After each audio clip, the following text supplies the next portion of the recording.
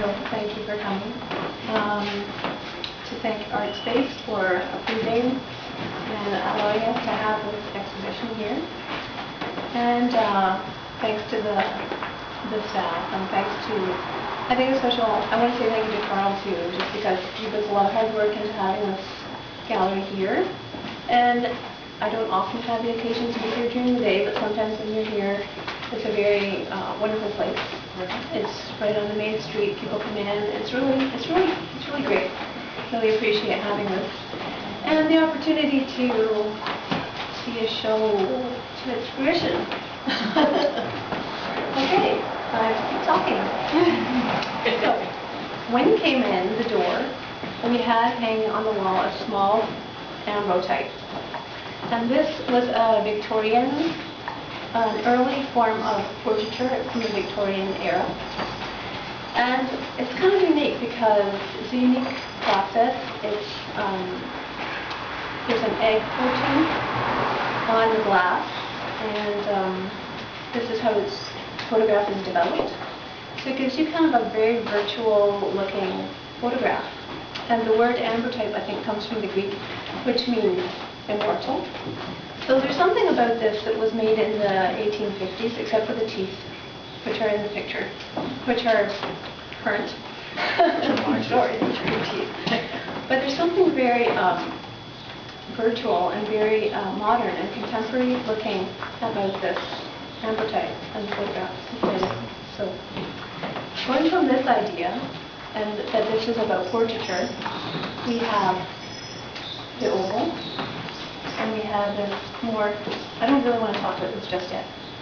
So, but the oval, the egg shape and the womb shape is a contained space, and it creates kind of another worldly space, and a play space, let's say. And that's all I want to say about that right now. Then I want to go into this other part of the project. This part here was interesting because it's another form of portraiture. And what we did, and many of you here have been participants in this process, we took your photograph, you know who you are. We took maybe bits of your skin, or perhaps we took some mug shots, and then the pictures were ran through a computer program, and a pattern developed. And let me see some of my favorite. I think these are Phil's teeth. Again, the teeth. I'm sorry. One of my favorite patterns is this one. I can find it. It's the lower anchor pattern. I can't find it. This is how I do my dining room. I really can't find it.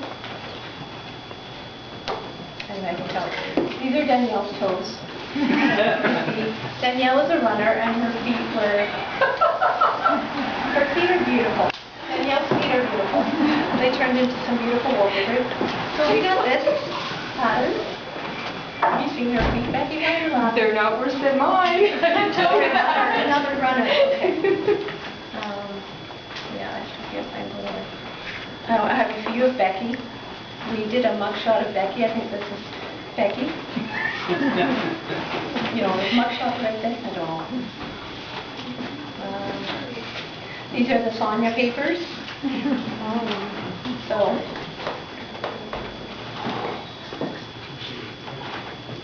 I'm just trying to find it. Anyway, more of Becky. Becky's everywhere. It's all about Becky. That's the bottom line. It's all about Becky. Anyway, so I'm quite sentimental about this book because I work with you all, and I find that the patterns, although they were systematically, you know, they came from a computer program, they somehow speak to me about aspects of your personalities. So then we thought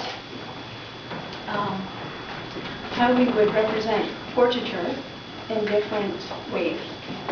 So we thought about painting, both traditionally and in a more contemporary way. So I'm gonna have you talk in a minute, I think, Phil. So my paintings were, in my mind, traditional portrait paintings. And they come from the wallpaper pattern, so that was good enough for me. I felt like this was my subject, even though it wasn't representationally a person. And then, so just to try and recreate what in my mind was a traditional oil painting portrait. And then, so thinking back to the oval. Working from the idea of the computer program, which is sort of randomly selecting bits of information. It could be color, it could be shape, it could be anything that, and there was lots and lots of different images generated out of that process, and sort of selected ones that seemed to fit in some kind of way, whether that selection was due to something that we knew about the person, or whether that was something that was just due to composition, or all the different sort of fragments of thought that go through your mind when you look at something that made you prefer one thing over another. And with the ovals, I thought about that oval shape as being sort of traditional portraiture sort of enclosure, and then sort of picking up on that process, but working now with light and with bits of material. So focusing on body-related materials like certain kinds of cloth and insulation and so on, through things that you sort of put into that kind of context. And so just picking up that process, turning it into more of an analog process, turning it into something that sort of has maybe a little bit more of a romantic sensibility about it, but a virtual sensibility about it. And so generating these three examples that you see here. That one over there was sort of another sort of version of that idea, getting sort of an analog vision of the computer process, where we went through, just went on the internet and typed in real mug shots. So people as they face the camera, just took the first, just sequentially, just starting at number one, sort of indiscriminately, just taking whatever showed up, and printing them out onto the film transparency, and then allowing that to accumulate and blur and become color, become sort of nebulous form and shape again. So this has the same similar sort of effect as the computer program, but this time in a sort of more of an analog kind of way.